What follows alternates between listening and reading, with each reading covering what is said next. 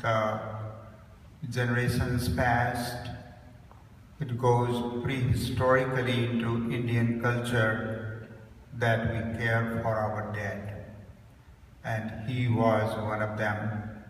And I'm glad to see that the family is letting him have what he deserved. There was this very famous Gita shlok that he used to recite oftentimes. For his sake, I would like to do that, and then I would like to read a very small poem that I put together. Vasansi jirnani yatha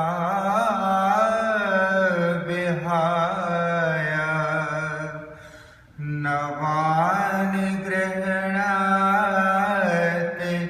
naroparani tatha sharirani vihaya jirnani anyani sanjate navani dehe anyani sanjate navani dehe jatasya hi dhruvo mrityu dhruvam janma mritasya cha tasmatapi अपरिहार्ये अर्थे ना तुम सोचसे अर्हसे ना तुम सोचसे अर्हसे. Here is a little poem. I will start. Here you liked to be driven around. He didn't like to drive himself.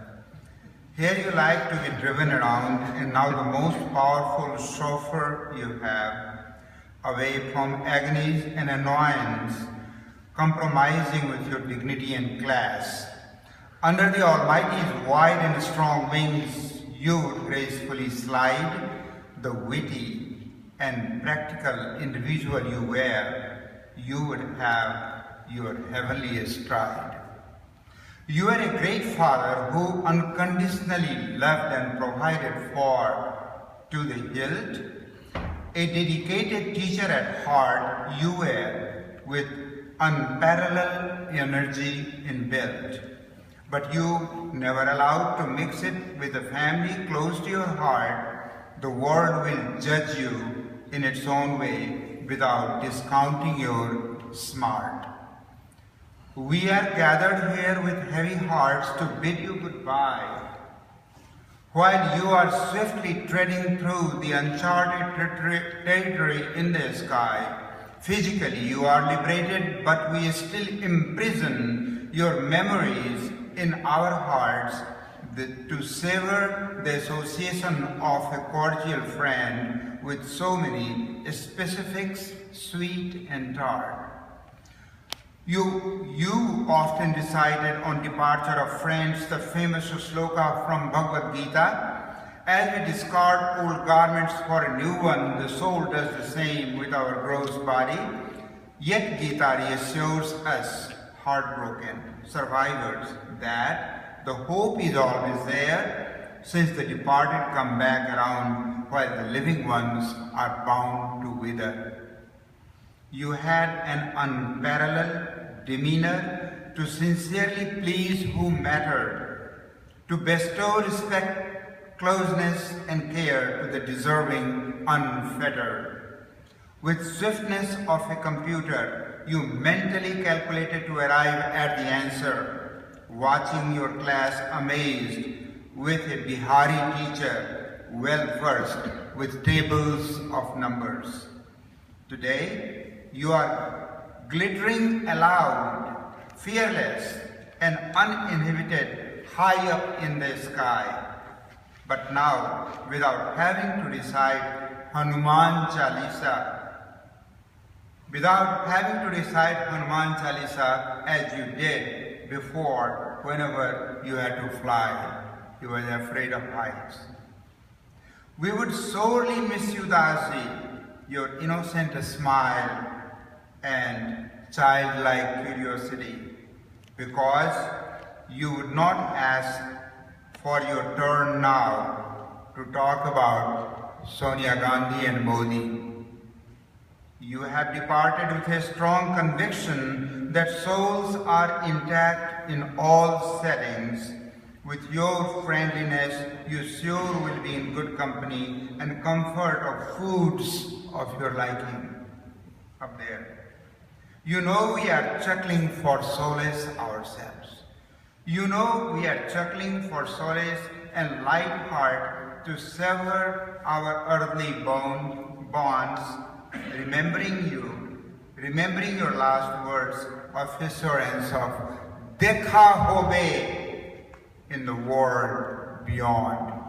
Dekha hobe in the world beyond. See you again is the meaning of this phrase, Dekha hobe. Incidentally, these two words were his last. These two words, will see you again, were his last, as long as he spoke. Please, those of you who can, recite after me. Hare Krishna, Krishna Krishna, Hare Hare, Hare Ram, Ram Ram, Hare.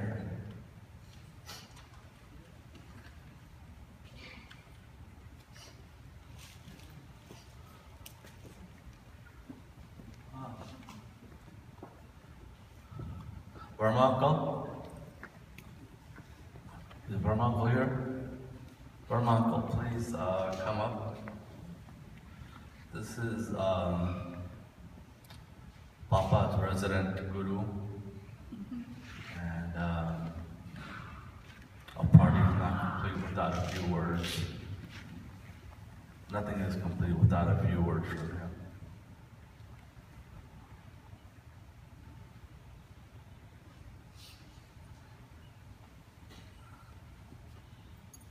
It's very painful to say goodbye to a dear friend whom I have known for a long time. We first crossed paths with each other in 1956.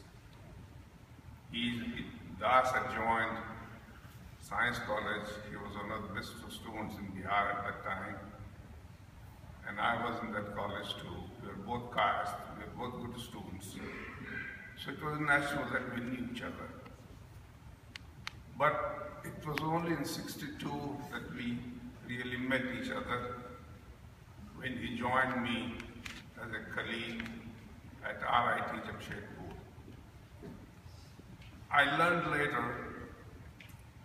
that the path for him from birth to the time in Jamshedpur when he started working was not an easy one. He came from a family where financial problems were there. It was hard for him to get enough support to go through college, go through engineering college. And that's something that stuck with him in my view. He felt strongly that if there were financial support, he would have done better, everybody else would have done better.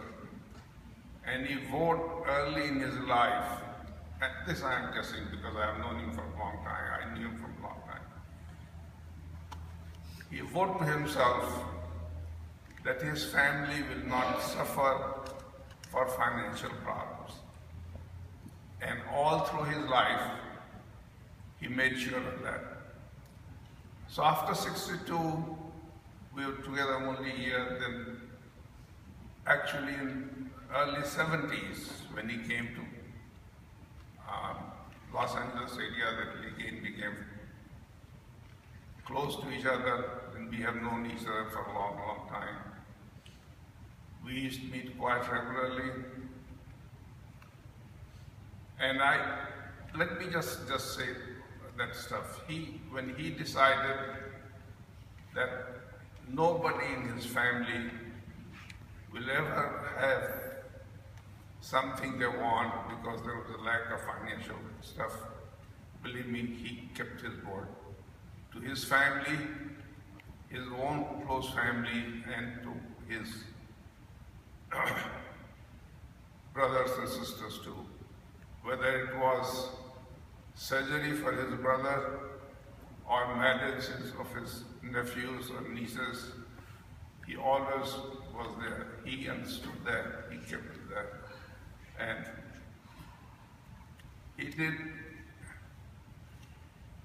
he wanted to do in his life. He came from very humble beginnings and he made to this place. He has a large family. He was very proud of his great-grandchildren, I must say. And he used to tell us, actually, that I got something that you don't. And that is true. We don't have great-grandchildren, yet great-grandchildren.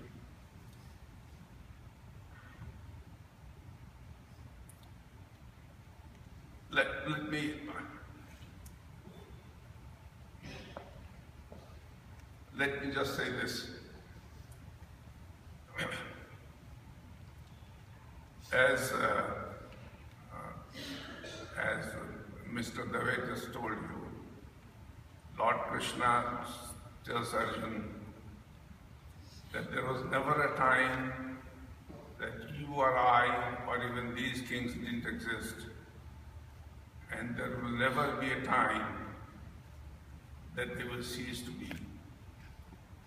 There's a timelessness about that the spirit, our souls, were never born, will never die. And so in a way, if you believe in our religion, Radha Das got his release from this gross body.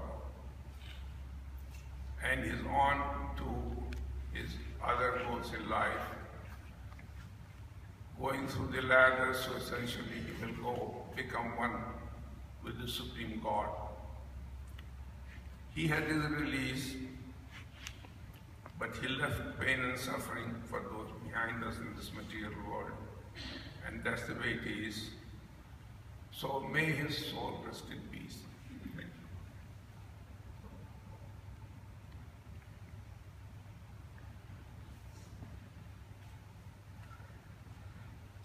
you. We're gonna have one more speaker today.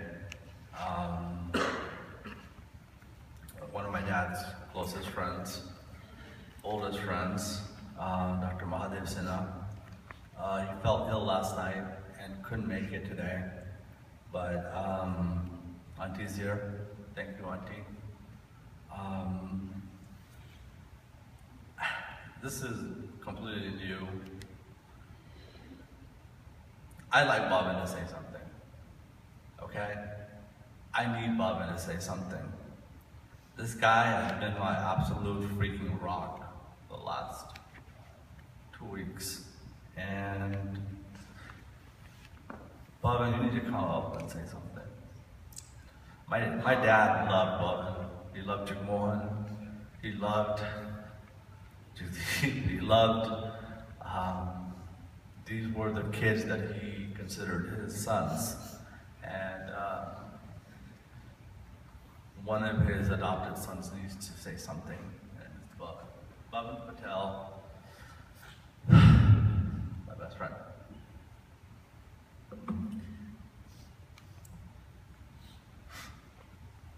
Hello, everybody. I've known Dr. Das since 1978.